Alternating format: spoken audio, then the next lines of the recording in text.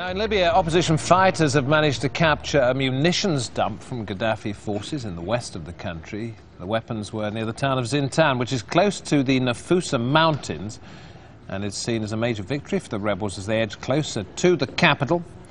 Let's get the latest from Al Jazeera's Jonah Hull, who's close to there. Jonah, you witnessed the battle, a great victory they're saying, but symbolically or in terms of the weapons that have been captured?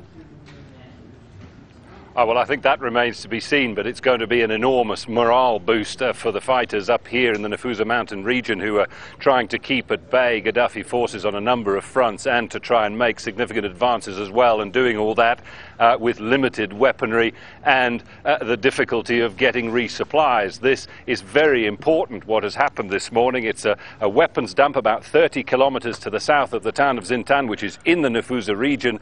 They'd had eyes on the place. They've been watching it, we were told, for quite some time now. Just last week, this collection of weapons depots was hit by a powerful NATO bomb from the skies. It made such a big blast that people here thought there was an earthquake. Well, they launched an attack this morning at about 6 o'clock. It was over in a couple of hours or so, and that was a signal for just about every man with wheels in this region, it seemed, to head off down there across the desert sands and fill up cars, pickups and trucks with everything they could get their hands on.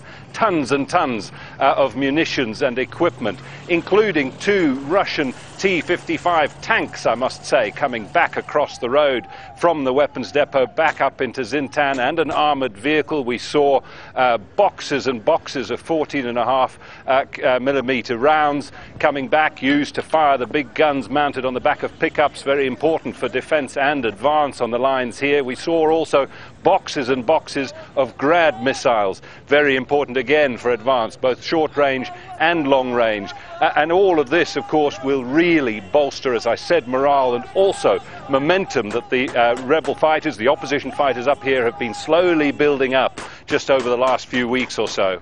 Nobody's suggesting, Jonah, that it's going to be over rapidly, but do you get the feeling from those people who you've seen that they believe the end game's approaching? Look, people are quite guarded in this region about making projections like that, David. The people you talk to, the commanders that you talk to in the sort of central coordination points that exist up here, have one firm objective in mind, and that is to protect their towns and villages in this region. They've pushed Gaddafi forces out in the last few weeks. Their firm objective is defense. The Gaddafi forces are arrayed in the plains around this region. They don't want them back here. But that said, they're making advances up the road towards Tripoli, as much defensive as a way of going all the way up that road.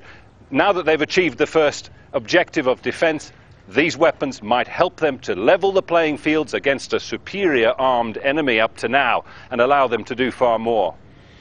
Jonah, good to talk to you. Thanks very much indeed in Western Libya.